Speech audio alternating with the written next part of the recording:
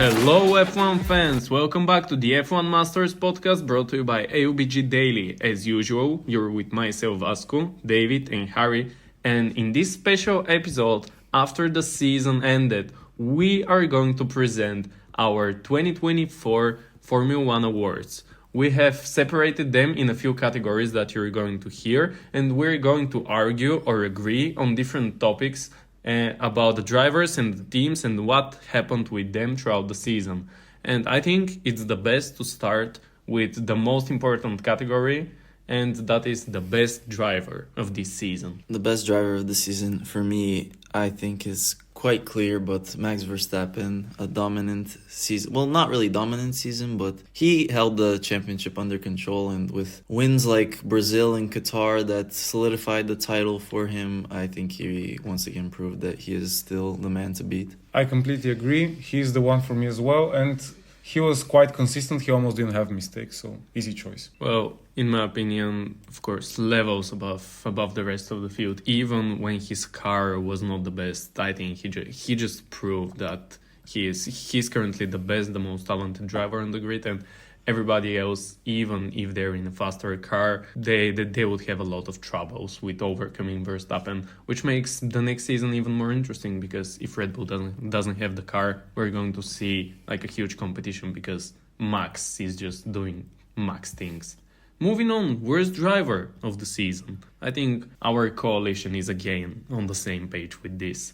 In my opinion, this is Logan Sargent. He was dropped. Williams, they were not great, but Logan Sargent exposed the worst sides of this car and of the team. And I think that at first his place in Formula 1 wasn't really deserved. And I think that Formula 1 doesn't really lose anything by not having him on the grid. Yeah, I mean, he was slow and unreliable at the same time. I mean, yeah, once he got dropped, it was clear Franco Colapinto, who just came up from F2, just exceeded the expectations and began challenging Alex Albon, and that really just shows what could have been if they had two good drivers throughout the entire season. Maybe they could have fought for a higher place in the standings. But yeah, Logan Sargent, miserable season, definitely the worst. I agree. Very crash prone, didn't deliver. That's why he's the worst. And we can move on to the most surprising team of the season. For me, this was McLaren, because considering that they were at the bottom of the field in Saudi Arabia 2023, they were now top of the field. They won the constructors.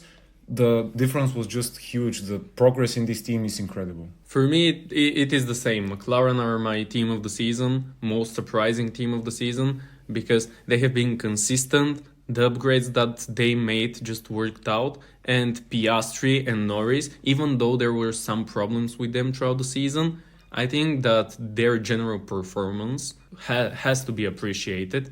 And the team with Andrea Stella, with Zach Brown, everything just fit together perfectly. And only 2 years after they have been at their worst, they're the current Formula 1 Constructors champions for the first time in 25 years. I agree with what you guys said. I will say, though, that my most surprising team is Haas, actually. And even though Haas, I wouldn't say they had like an outstanding year. I think considering where they've been over the last few years and the struggles they had, 2021, and then the departure of Günther Steiner, this team was in a terrible spot. But this year, they fixed their tire issues that they had. They were really good, actually, on race pace. And they were actually constantly fighting for the points. I mean, Nico Hülkenberg, fantastic season. Kevin Magnussen, not so consistent, but he also had some good performances. And Ollie Behrman, when he stepped in, he managed to get a point as well. I really liked what I saw from Haas this year. I was really impressed from them. First year for Ayao Komatsu under the helm, and I think it was great. Disappointing that they couldn't hold on to that sixth place because of Alpine surge at the end, but overall I think Haas can be proud of this season. Absolutely, shout out to Haas and the work that they have done, because they've been consistent throughout the whole season. And even though, as you said, they lost that place in the final two races to Alpine, I think if they continue that work, there are great things awaiting the smallest team actually in F1 when we talk about finance, when we talk about stuff, equipment, and yet again, they've been much better than at least I expected this season. And moving on to the teams that we had high expectations from, but we were left disappointed. Who is your most disappointing team of the season? Finally, we are all going to have different answers here. Mine is Aston Martin because I expected them to be closer to the top 4 teams. I expected them to get podiums just like they did in 2023, but they were like in no man's land. They were far away from the top of the field. They were also, for the beginning of the season, they were far away from the other teams in the midfield. But then at the end of the season, they were just like even slower than teams like Haas, Alpine. It was just really a disappointing season for them. Aston Martin, their upgrades, once again, second season in a row, just failing whatsoever. And they were, arguably like the worst car in the end. But I still expected them to finish 5th in the Constructors, and in the end they did finish 5th in the Constructors. My disappointing team is Alpine, and although they finished 6th in the Constructors, this was a miracle, and let's face it, across the whole season, they did not deserve this 6th place. Absolutely shocking car in the first half of the season. I believe they had like less than 10 points at the summer break. They were absolutely nowhere, terrible. It was looking like they were struggling to beat Williams in the Constructors. And then, of course, they had that incredible Brazil with that double podium. And then 2 more strong points finishes from Pierre Gasly that helped secure 6th place for the team. But overall, their pace was terrible. They also announced that they're stopping the production of Renault engines. They're moving to Mercedes, which is just so funny after all these years. And a terrible season for Alpine, one to forget. And I was disappointed with their development throughout their season. They had a good car at the end, but it took them way too long, I think, to get to that point in terms of pace. Disappointing seasons from Aston Martin and from Alpine, but I think for Alpine I had even lower expectations in the beginning of the season, especially after tests and after the first few races. But despite that, I think they grabbed much more than they deserved, and that is why I'm not putting them in my most disappointing team of the season. And for Aston Martin, the thing is that Fernando Alonso was actually great throughout the season, and even though the car was becoming gradually worse, he still managed to get a lot of points for the team and for himself, and that is why they managed to finish 5th. And that is why I don't think the season should be considered disappointing, but more like average. And for the trajectory that Aston Martin decided to take, I don't think that this is enough. This is far from enough. But in my opinion, the most disappointing team considering the whole season, this is Mercedes. And after the tests, I saw that they're not in their best shape, but let's not forget that this is the team that have been dominating the sport for almost 10 years after the 2014 regulations, and they have 2 of the best drivers on the grid. They have the money, they have the staff, they have everything. And during the season, we saw glimpses of that. Mercedes can still be the best team, can have the best car, can have an amazingly performing couple of drivers in George Russell and Lewis Hamilton, and yet they didn't figure out how to make that car work not only on 2, 3 or 4 separate occasions throughout the seasons, but for all more than 20 races. And that is why I think there were sparkles of greatness for them, but generally I was disappointed from most of their season and how they didn't manage to capitalize on things that they saw were working at one tracks and didn't really work on other tracks. So that is why I consider the whole season and what is going to happen after this season disappointing for them, because they were just, at most times during the season, they were nowhere to be seen. And this is not what you expect from the team that took 7 or 8 consecutive... 8, yeah. 8 consecutive Constructors' Championships. I disagree that Mercedes were disappointing. I actually think they had a great season. I thought it was even better than their last season. They had 4 wins compared to 0 the year before, and they actually outscored their points total.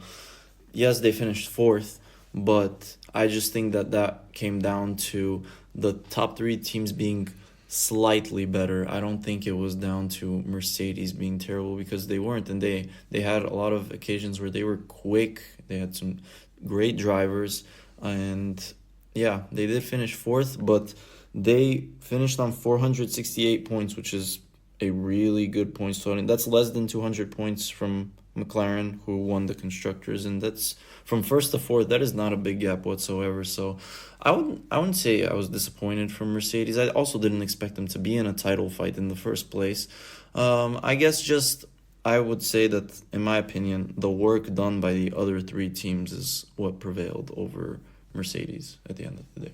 Well, that is exactly my point, because Mercedes are actually they were the team to beat, and we all know what they're capable of. And at the end of the day, you didn't receive that throughout the whole season, because if they managed to be just a bit better, or find a way to figure out that car and make it work, they maybe would have been part of a different fight. Not that them being left fourth in the constructors and Lewis Hamilton and George Russell like not really delivering on some occasions. But also I think I have to mention Red Bull, because I think that there was also, comparing to the last few seasons, there were disappointing moments, and Max was the only great thing in my opinion, because in a struggling team he was performing miracles, and he's the main reason why Red Bull managed to gather so much points, and at the same time managed to snatch the driver's title. But if we talk about Perez, decisions made, upgrades made, when we compare where were they after tests and the first 4 or 5 races of the season and the rest of the season, I think we saw a rapid decline from Red Bull. And I think they also deserve to be mentioned, because I expected personally much more from them. And we move on to the best rookie of the season. I'll start and I'll say Oli Behrman, because he had 3 races in total, and one of them was in a Ferrari. He managed to score points. Like, this was his first ever F1 race, and we have to consider that. Also, he got 1 point in a Haas, and I was quite impressed by what he showed. Even though in F2 he wasn't like at his best, he was 12th in the standings, kind of disappointing, but still he managed to get a seat. So Yeah, I think Ollie Behrman was really good when he had to step in. I think he did the job that was required. My best rookie, though, is Franco Colapinto, and this is more in the fact that I had even less expectations for him than for Ollie Behrman. This is a guy that was not even linked with an F1 seat like 1 week before he got announced. And he stepped in, and I think he delivered. His demeanor was also incredible, his mentality. I love the way he handles himself, very fast. He is a bit of a risk taker, and I really loved his overtake on lap 1 at Singapore when he just dived down the inside of everyone. And he kind of exposed Alex Albon, I feel like, and maybe Alex Albon is not as good as we potentially thought he was. And Franco Colapinto, in the process, managed to score 5 points for the team, although he did have some crashes at the end. I still think that, I mean, he was a rookie at the end of the day. He is bound to have mistakes. But I think for the time that he stepped in when no one even thought that would be possible, he did really well. Well, I don't think that there was, let's say, a standout rookie, something that would set the world on fire. There was no Oscar Piastri, or in the past, as we saw with Charles Leclerc, with George Russell, but I think that Franco Colapinto was the most impressive one, and being like not talked all about before him entering F1. Actually, I think he proved a lot of doubters wrong, and although he won't be the best driver, or he won't be a guy that most probably would be fighting for one of the best seats in F1. I think that his stint with Williams was memorable, and I think he deserves a praise for what he did throughout the season. And also for Ole Behrman too. I didn't expect anything from him before his race with Ferrari, and after that with Haas, but yet again he wasn't half bad. But I don't think that there is a clear winner to this, but if I had to pick somebody, it would be Franco Colapinto. Moving on to, I think, a very, very, very easy decision. Best race of the season. Brazil, obviously. It was incredible. It had so many dramatic moments. It had safety cars, crashes. it was just one of those iconic races that will be talked about for years. Crazy qualifying session. We didn't really know what the actual tempo of all the teams, of all the drivers would be, and the quality, the quality we saw so many crashes because of the wet weather, because of the track, and after that, during the race, we saw a lot of overtakes, a lot of drama, a lot of surprises. And in the end, we saw probably the most random podium finish of the season with the two Alpines and Max Verstappen taking the win. But yeah, pure cinema in my opinion. Yeah, I agree. I mean, that race also effectively decided the championship. But I would like to also say that there were a lot of really good races this season. I know that Brazil stands out, but there were also many other good ones as well. Worst race of the season, though, and I initially struggled to come up with one, but I came to the conclusion that the opening round, the Bahrain Grand Prix, was absolutely terrible. Nothing really happened at all. It was a box standard Red Bull 1-2, and that was pretty much it from that race. Anything to add about that race? Well, that race, it was just like a teaser before the season. All of us expected another Red Bull dominance and all that stuff, and after the first race that was confirmed, and after that the whole season turned out absolutely differently. So I'm glad that the worst race of the season was the first one, because after that we had probably the most interesting season that we have seen in a lot of years. Moving on, the next category is the best overtake of the season, and like all of us have actually agreed on one single overtake. This was Alex Albon's double overtake in Canada. He showed extreme bravery. It was like very, very impressive. It was just, everybody was talking about it at the time.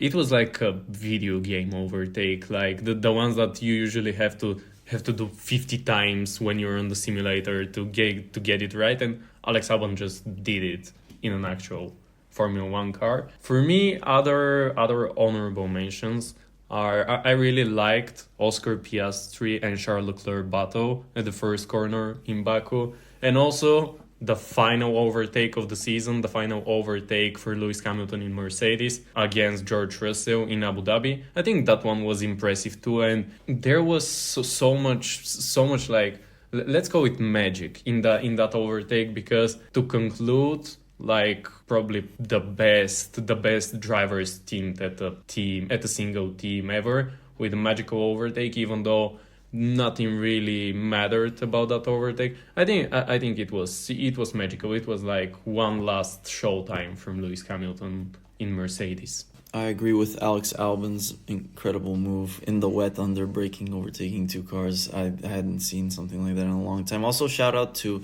the Sergio Perez overtake, the double overtake in Las Vegas on Liam Lawson and Kevin Magnussen. That was a crazy move that I was surprised that there was no crash.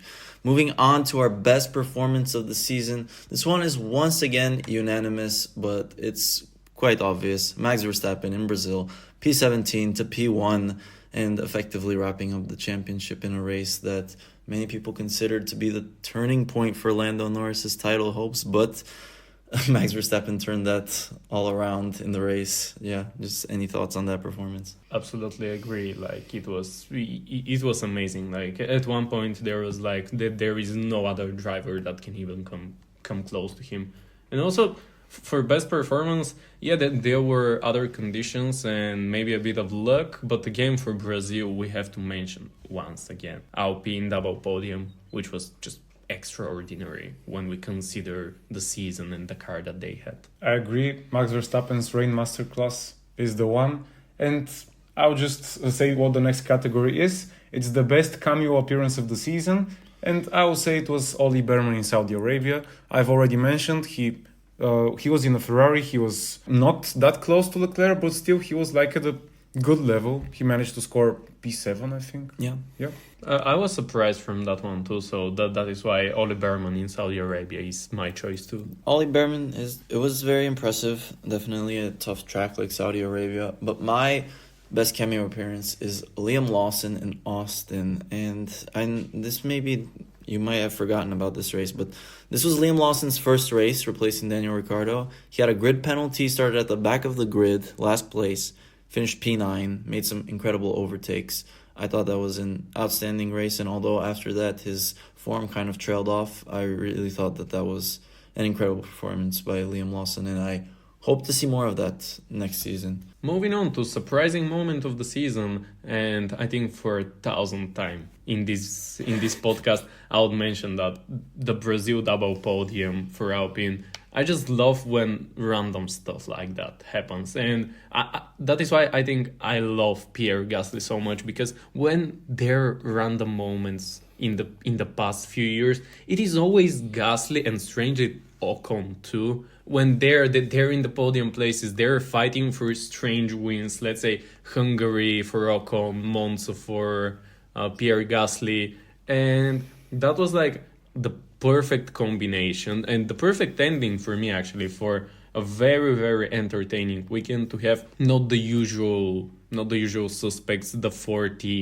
big teams on the podium, but having a double podium for Alpine, and that one combined with Max Verstappen's win. I think this just have to be Brazil overall, actually has to be the most surprising moment of the season for me. Well, speaking of random things, my surprising moment of the season is Mercedes randomly being unstoppable occasionally. So Mercedes, they started the season, they were absolutely nowhere in terms of podiums and wins. I mean, they had 0 podiums in the first 8 races of the season, and then after that they got 6 podiums in a row, along with 3 wins, including a 1-2 in Belgium, which I know Russell got disqualified, but their pace was incredible during the summer.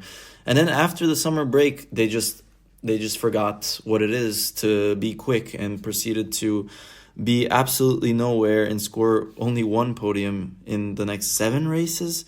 And then they got a 1-2 in Las Vegas. I think they got 1-2 in every practice session as well. In the quali and the race, they were first on every session. And then after that, they once again were nowhere. It was so bizarre, I thought. I was surprised by how good they were at times. And I was surprised at how bad they were at times. Speaking of Mercedes, my surprising moment is Hamilton's home win in Silverstone, because he hadn't won since 2021. Which was crazy, like almost 3 years. And nobody expected him to be like that quick with this car, as you already said. Before that, they were like nowhere. Okay, I think like in the previous race in Canada, they were quick. No, in Austria, sorry. George got the win, but this was because of the Norris-Verstappen incident. But nobody expected Lewis Hamilton to win this race, and he actually managed to. I was like, I think it was a pretty good farewell to his Mercedes chapter, let's say, even though he got one more win. It was just a good thing. I liked it. Yeah, also a candidate for best performance of the season as well, I would say. Moving on to our disappointing moment of the season, I'll start with mine, and that is Daniel Ricciardo getting dropped. And yes, Daniel Ricciardo, he did not have a great season, like, I'll be honest. I mean, he did have that P4 in the sprint in Miami, which was, I guess, the highlight of his season. And then only got 3 more points finishes after that. But the way RB handled it was quite bad, and the fact that it wasn't even announced until after the race, it was kind of sad, I would say, for a guy that is, I would say, a modern legend in the sport of F1. And I think he should have finished off the season, and I was quite surprised to see that decision. I don't think I expected this whatsoever, but I was really disappointed with that, and sad to see Daniel Ricciardo leave like that. Well, things in RB sometimes are a mess, so I wasn't really surprised. Yeah, disappointed from that, but not really surprised. And my disappointment of the season was that, although I'm a Red Bull fan, Max Verstappen fan, it's sad to see that there was no actual title fight in drivers, because at some point McLaren, they had the fastest car, Ferrari were also like at the back, but having some great moments, and Red Bull's car was not looking good. And at some point, the points difference between Lando Norris and Max Verstappen especially was lower than most people expected. And after that, we saw an amazing comeback drives from Max Verstappen and a bit of a Lando Norris meltdown. So throughout the season, it was only theoretical fight, but never throughout the season we saw an actual opportunity for somebody else apart from Max taking that title. And I think it is a bit sad to see that. My disappointing moment of the season was FIA's Qatar performance, because they gave out so many penalties, and like probably the majority of them were just so bizarre and so undeserved, I would say. Like the 10-second stop and go penalty, it just showed what a mess FIA is right now. We have commented on this so many times. I don't need to explain further. I think we can move on to the next category, which is the surprising driver of the season. My surprising driver of the season, I mean, there were actually, I didn't think there were that many candidates, but I decided to go for Oscar Piastri, and Oscar Piastri got a great season. I don't think he was better than his teammate, but I think he exceeded my expectations. Just very quick. In the middle part of the season, he was extremely consistent. I mean, his results, he finished in the top 4, 8 consecutive races from Austria to Singapore, which was an incredible run of form, including 2 wins in Hungary and Baku. And his overtaking, I wasn't really impressed. Like his wheel-to-wheel racing, that overtake on Lando Norris in Monza, for example, I thought that was absolutely stunning. Kind of trailed off at the end of the season, but 292 points, 4th in the standings. I don't think anyone really expected him to finish in the top 5 in the Drivers' Championship, and he finished 4th. Incredible season from Oscar, and I only hope for more next season. My surprising driver of the season was Pierre Gasly. I really like him. I usually enjoy it when I see him drive and just his style, his performances. And this was another great season, and I mentioned it in some of the previous podcasts, but I think that Pierre Gasly is becoming the new king of the midfield. And even though he has been part of mediocre teams for most of his career, he has always managed to take the best out of this, and this season was no exception. When he had the opportunities, he grabbed them not with both, but with all his hands and feet and all that stuff. He totally overperformed that Alpine car. He was super consistent. He's the first driver ever to have $0 damage from his car throughout the whole season, and single-handedly put Alpine at P6. He managed to snatch P10, even though his car was probably at most parts of the season the 9th or 8th best on the grid, and that is why I think Pierre Gasly deserves a shout out for yet another great season. My pick is Nico Hülkenberg because of his incredible consistency this season. Like almost the whole season, he was somewhere around like the points finishing positions. He had quite a few, like only a few bad races, but otherwise he totally outperformed Kevin Magnussen. And our last category is disappointing driver of the season. Starting off with Red Bull and Sergio Perez. Even though their car was not the best, and I complained about this and Sergio Perez throughout the whole season, I think it was especially bad in the second part of the season when Checo, he was nowhere close to podium places, to wins, to going to Q3, which I think when you're driving a Red Bull, despite sometimes the car being slow or having some problems, I think it's a must if you're a Red Bull driver to qualify for Q3 on every single occasion. And he was just nowhere to be seen throughout the whole season. And in the end, he was 8th. He just didn't perform throughout the whole season. He became laughing stock in the last few races. My disappointing driver of the season is Alex Albon, who I feel like was getting so much praise over the last 2 years because of how much he carries that Williams and dominates his teammates. But once he got a more competitive teammate like Franco Colapinto, I realized that Alex Albon is not really that good of a driver. And I mean, Williams did not have the greatest car this year, and I expected more from them, but Alex Albon had 4 points finishes this season and retired 7 times from the race, which is actually the most out of any driver this season. He had quite a lot of crashes, quite a lot of mistakes, slow pace at times. I expected him to be bossing this midfield, but in the end, P16 in the driver's standings, only level points with Daniel Ricciardo, who didn't even finish the season. Speaking of Danny Rick, he is my disappointing driver of the season. Like, he was dropped because Yuki Tsunoda totally outperformed him. I mean, Danny Ricciardo showed that he's just like washed, we can say. He is not F1 material, so unfortunately, he is my pick. Nobody mentioning Lance Stroll is actually very interesting. Neither for disappointing drivers nor for the worst drivers of the season. He was just steady, not competitive throughout the whole season. But we know that everything will be fine with him and his seat. So that is why shout out to Lance Stroll. We had to mention him at least once in this video. Yeah, I would say he's just not disappointing because I don't expect anything from Lance Stroll. And also, he was not the worst driver because Logan Sargent was on the grid. That's the only reason Lance Stroll was not mentioned. But he had, I would say, one of his worst seasons, actually. Oh, I can say lucky him for having Logan Sargent, but yeah, probably for he has been in the sport for around 10 years now, I think, almost 10 years, and this has been his worst season, but we're going to see him again the next year, probably in the years to come, so nothing to change here. I think we can conclude, and I can say that this is all for today from us, guys. We're looking forward to the next episode. Till then, like, subscribe, and follow us and AUBG Daily on Instagram and Facebook, and stay tuned for more of our content. Thank you, and remember, If you no longer go for a gap that exists, You're no longer a racing driver.